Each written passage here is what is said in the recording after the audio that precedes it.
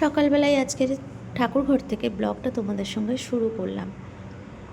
আমার ভগবানদেরকে তোমরা একটু দর্শন করে নাও, তারপরেই আমি আজকে ব্লগটা শুরু করব। তো এখানে আমার গোপসোনাদেরকেও তুলে দিয়েছে, রাধা মাধবদের সবাইকে আমার তোমাদের দাদাভাই এখানে সুন্দরভাবে তুলে ভোগ লাগিয়ে রেখে দিয়ে গেছে। যেহেতু আমি সকালবেলা এদিকে মায়ের ব্যস্ত লেগে যায় আমার মায়ের পিছনে, তো সেই কারণে যখন আমার সময় হয় আমি তুলি, আর যখন হয় না তখন বেশিরভাগটাই তোমাদের দাদাভাই তোলে। তো চলো সবাই, নমস্কার বন্ধুরা, সবাই কেমন আছো? আশা করি সবাই খুব ভালো আছো। সুস্মিতা.s ফ্যামিলিতে একটা নতুন ব্লগে তোমাদেরকে অনেক অনেক স্বাগত। তো এখানে আমি আর দিদি দুজনে একটু লাল চা নিয়ে বসে পড়েছি, আর একটু চাটা খেয়ে এনার্জিটা আসবে, খেয়ে তারপরে দুজনে মিলে কাজে লেগে যাব। ওর কাজে লাগবে, আমি আমার মায়ের পিছনে কাজে লাগবো, সেই জন্য।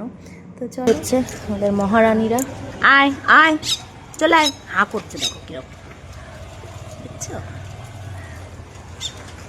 আয়, আরেকজনকে ডাকবো।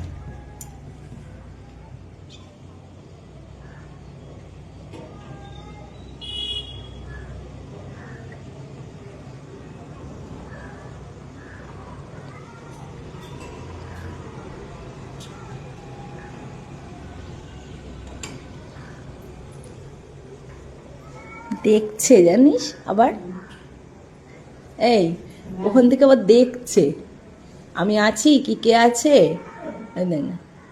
আয় আয় আয়, আর একজন না, সখী না হলে খাবেন না।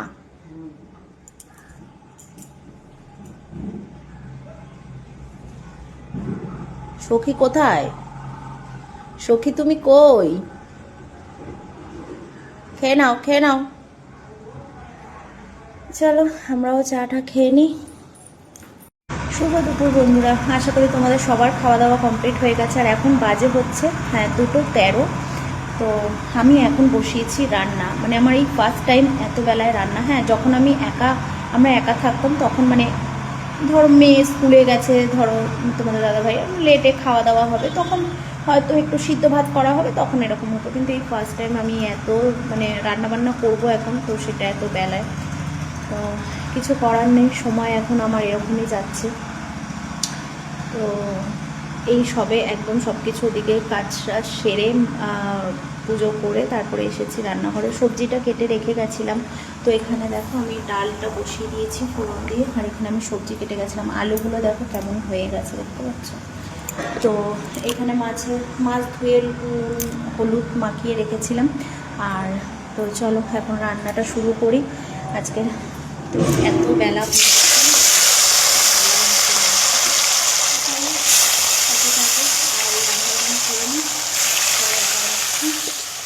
সবাইকে শুভ দুপুর। যা পুরো মানে ভাপে পুরো ক্যামেরা অফ হয়ে। তো চলো মাছটা ভেজে নিই, আর হয়ে যাবে রান্না। সব তো জোগাড় করাই আছে, তাড়াতাড়ি হয়ে যাবে। কী কী রান্না করবো পরে আবার আসছি। পুরো একদম খাবার টেবিলে আর দেখা হচ্ছে। চলো তোমরা সবাই খাওয়া দাওয়া করো না, সবাই একটু সাবধানে থাকো, এত ঠান্ডা পড়েছে না, মানে আর পারা যাচ্ছে না। এছাড়া টাটা পরে আসছে। তো চলো রান্নাবান্না কমপ্লিট হয়ে গেছে অনেকক্ষণই, তখন মনে হয় 3টে বাজে এরকম রান্না হয়ে গিয়ে।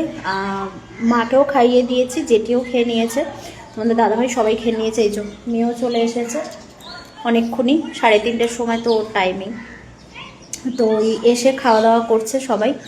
তো তাড়াহুড়ো করে যা রান্না করেছে তোমাদেরকে তো দেখালামই। আর করেছিলাম হচ্ছে এই যে দুপুরের মেনু দেখে না, এখানে গরম গরম ভাত আজকে ধোয়া হচ্ছে, আর এই ভাজাটা কালকের ছিল, সাথে এই যে ডালটা আছে। আর তোমাদের দাদাভাই ডিম খেয়ে গেছে, ডিমের তরকারি। আর এখানে হচ্ছে এইটা করেছি তোমার তেলপোটার চচ্চড়ি, বেগুন আলু পেঁয়াজ লঙ্কা টমেটো দিয়ে। বেশ আজকের তেলপোটাটা খুব সুন্দর, বড় মানে মাছের তেল। জানি না তোমরা কারা কারা খেতে ভালোবাসো, মাথায় রোদ্দুর আসছে, এবার ঠিকঠাক আছে। জানি না তোমরা কারা কারা খেতে ভালোবাসো। তো ওটা করেছি। মা তো এইসব মাকে দেওয়া হয়নি, মাকে শুধু এই যে ঝোল দেওয়া হয়েছে মাছের। তাও এইটুকুনি ভাত খেয়েছে, মানে এইটুকুনি ভাত দিয়েছি, তার মধ্যে এইটুকুনি ভাত, মানে 1 গাল কি 2 গাল, ওনার গালে এখন 1 গাল 2 গাল মতন উনি নষ্ট করেছে। তো চলো এখন খাওয়া দাওয়া আমি একটু করে নিয়ে তারপরে ওদিকে গুছাবো। আর মেয়েও এদিকে খাওয়া হয়ে গেছে, ওর আজকে আবার আমাকে দিয়ে আসতে হবে। না না, আমাকে বাবা ওকে পাঠিয়ে দেবে বললো। তো চলো খাওয়া দাওয়া করে নিই। আর এই চলছে, তোমাদের আশা করি খাওয়া দাওয়া হয়ে গেছে। দুপুরে তোমাদের কি রান্না বান্না হয়েছে অবশ্যই কমেন্ট করে জানিও। তো চলো এখন আজকের রাত্রিবেলা নিয়ে যাব মাকে ডাক্তারখানায়। মোটামুটি মানে বমিটা কম আছে, আজকে আর সারাদিনে বমিটা হয়নি, কিন্তু মানে একদমই উনি দাঁড়া বসতেও পারছে না, কিছু করতে পারছে না। তো নিয়ে যাব, তারপরে দেখা যাক এখন ডাক্তার কি বলে, সব কিছু তোমাদের সঙ্গে শেয়ার করবো। তো চলো আগে খাওয়া দাওয়াটা করে নিই, পরে আসছি। তো মাকে নিয়ে এসেছি অনেকক্ষণই, তো এনে মা শুয়ে আছে, আর ওখানে আমি আর কিছু শেয়ার করতে পারিনি। তো মা এখন এখানে শুয়ে আছে, এসে চা টা আমরা খেলাম, খাওয়ার পরে তো ভাবলাম যে না তোমাদের সঙ্গে ব্লগটা শেষ করি। তো মা মোটামুটি এখন আছে, আর রিপোর্টটা খুবই ভালো এসছে। তো ডাক্তারবাবু বললেন না ঠিক আছে বাড়িতেই রাখো, আর মার তো আগে থেকেই মেডিসিন চলছে, কোনো অসুবিধা নেই। তো দেখা যাক এখন, এবারে ঘরে থেকে ঘরের আমাদেরকেই সুস্থ করে তুলতে হবে আর কি। তো চলো, কিছুটা ওষুধে সুস্থ হয়, কিছুটা বাড়ির পরিবেশেই সুস্থ হয়, তো এটাই হয় ব্যাপার।